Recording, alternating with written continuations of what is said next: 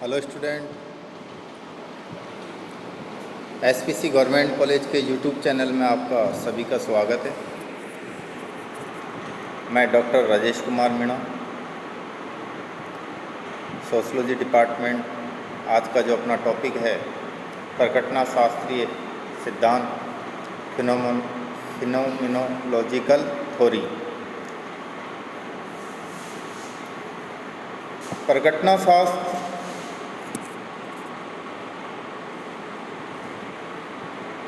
का सर्वप्रथम मैं आपको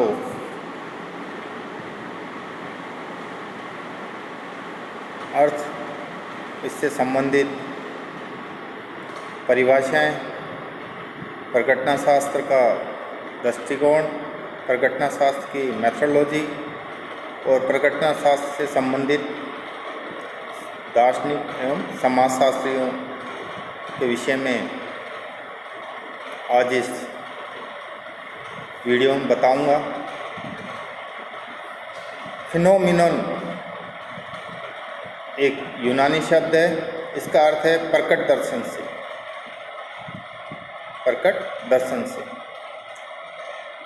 फिनोमिनोलॉजी या प्रकटना शास्त्र का जो दृष्टिकोण है वो व्यक्तिनिष्ठवादी है। इसमें व्यक्तिनिष्ठता को महत्व दिया जाता है कि किसी घटना का व्यक्ति क्या अर्थ लगाता है। जैसे आपको मालूम है कि जो माइक्रो सिद्धांत है, प्रतीकात्मक अंतक्रियावाद, लोक विधि विज्ञान, एथनोमेट्रोलॉजी और फिनोमिनोलॉजी या प्रकटना शास्त्र सभी व्यक्तिनिष्ठता को अधिक महत्व देते हैं। वस्तुनिष्ठता के स्थान पर व्यक्तिनिष्ठता को महत्व देते हैं। व्यक्तिनिष्ठता का जो दृष्टिकोण होता है, फिनोमिनोलॉजी ने उस दृष्टिकोण के अंतर्गत व्यक्ति के जो अनुभव है समाज के प्रति, वो अनुभव ही समाज की वास्तविकता है। मैंने आपको पहले ही बताया, सभी जो समाजशास्त्रियों का मूलभूत जो उद्देश्य है वह समाज की वास्तविकता को खोजना है। उसका दृष्टिकोण वस्तुनिष्ठ भी हो सकता है और व्यक्तिनिष्ठ भी हो सकता है।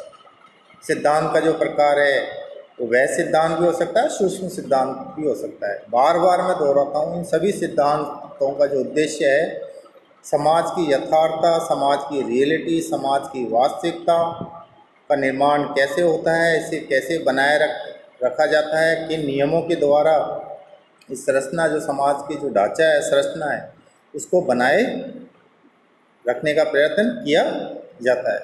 तो अपन ये कह सकते हैं कि फिनोमिनोलॉजी है, उसका जो दृष्टिकोण है वह व्यक्तिनिष्ठवाद है और ये समाज की रियलिटी को व्यक्ति के अनुभव के द्वारा, व्यक्ति जो अनुभव करता है समाज में, उसके द्वारा ज्ञात करना चाहते हैं।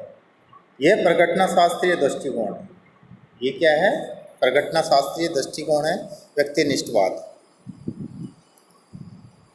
परिभाषा के रूप में अगर अपन देखें, प्रकटना शास्त्र की जो परिभाषा है, यह दर्शन शास्त्र की एक विधि है, मेथड है, जिसकी शुरुआत व्यक्ति से होती है और व्यक्ति को स्वयं के अनुभव से जो कुछ प्राप्त होता है उसे इसमें सम्मिलित किया जाता है। अपन क्या कह सकते हैं? प्रकटना शास्त्र एक दर्शन शास्त्र की एक विधि है जिसकी शुरुआत व्यक्ति से होती है। व्यक्ति के माध्यम से ही समाज की वास्तविकता को ज्ञात करने की कोशिश की जाती है और व्यक्ति को स्वयं को समाज के बारे में क्या अनुभव होते हैं, अनुभव से जो भी हमें जानकारी प्राप्त होती है वो इस प्रकटना शास्त्र दृष्टिकोण के अंतर्गत सम्मिलित की जाती है और समाज की वास्तविकता को ज्ञात करने का कोशिश की जाती है।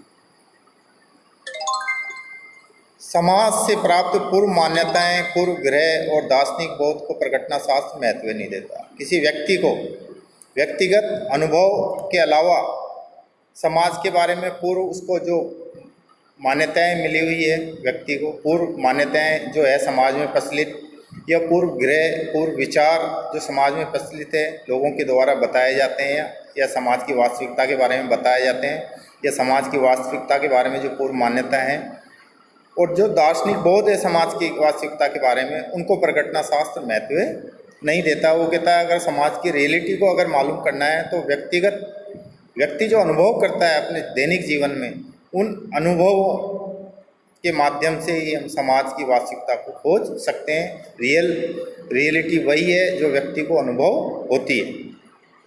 घटनाएं अपने वास्तविक रूप में जैसी भी है, एजेंट उन्हें अपने अनुभव से समझता है, या कर्ता अपने अनुभव से समझता है। जैसी घटनाएं घटित हो रही है, उनको पूर्व ग्रह को त्याग कर, पूर्व दार्शनिक बोध को त्याग कर और पूर्व मान्यताओं को त्याग कर, जब कर्ता घटनाओं को अपने अनुभव से समझने की कोशिश करता है, जब ये प्रगटना शास्त्रीय एक दृष्टिकोण है, या प्रगटना शास्त्रीय एक विधि है। प्रगटना शास्त्र की खोज वस्तुओं के अस्तित्व को ढूंढने की है। प्रगटना जो शास्त्र है, या वस्तुओं की जगह मैं अगर आपको ये कहूँ कि प्रगटना शास्त्र समाज में जो प्रचलित धारणाओं का जो अस्तित्व है वो कैसे बनाए रखता है। लोग समाज में प्रचलित धारणाओं का अस्तित्व कैसे बनाए रखते हैं, जो धारणाएं पहले से प्रचलित है उनका अस्तित्व कैसे बनाए रखते हैं। एथनोमेथोडोलॉजी क्या करते हैं कि इन धारणाओं को बनाने के लिए किन विधियों का प्रयोग करते हैं, ये उनके अध्ययन के विषय है। लेकिन प्रगटना शास्त्र का अध्ययन का विषय क्या है कि लोग इन धारणाओं का अस्तित्व कैसे बनाए रखते हैं, इसको खोजना चाहते हैं प्रगटना शास्त्री।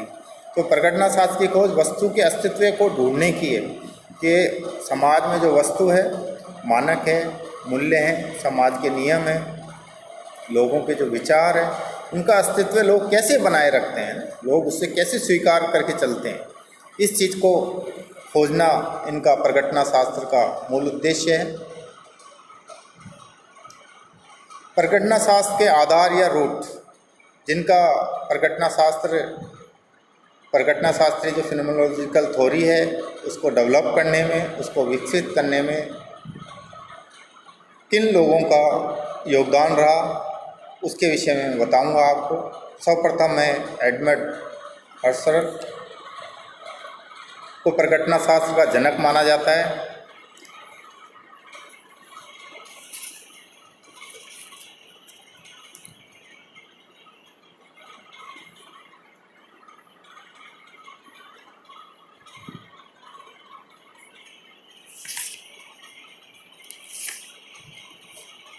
एडमंड हसरेल को प्रगटना शास्त्र का जनक माना जाता है। इनकी दो बुक प्रगटना शास्त्र से संबंधित है जो मुख्य है। पहली इनकी जो बुक है phenomenological and the crisis of western philosophy, phenomenological and the crisis of western philosophy, ये 1936 में प्रकाशित हुई थी। दूसरी इनकी जो बुक थी वो ये ideas general introduction to pure phenomenology, ये इनकी दूसरी बुक थी। एडमंड हर्सल के उपरांत अल्फ्रेड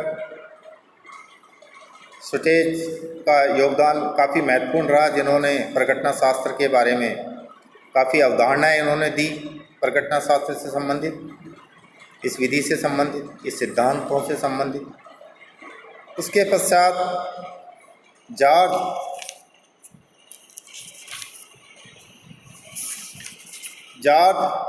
संताना का योगदान भी काफ़ी महत्वपूर्ण रहा।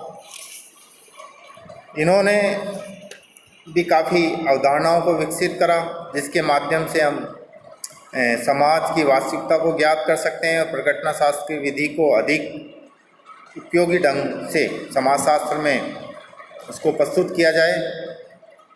तो मुख्यतः जो रूट के रूप में तीन समाजशास्त्री एडमंड हर्सल, अल्फ्रेड सुटेज और जॉर्ज संताना, ये मुख्य 3 समाजशास्त्री है जिनका प्रकटना शास्त्र में महत्वपूर्ण योगदान रहा। इतना ही मैं आज अपने इस वीडियो में प्रस्तुत करता हूँ। अगला जो वीडियो है सर्वप्रथम जो एडमंड हस्सल है उसके सिद्धांत को मैं बताना चाहूँगा, फिर अल्फ्रेड शुटेज का जो सिद्धांत है उसको मैं बताऊँगा। धन्यवाद।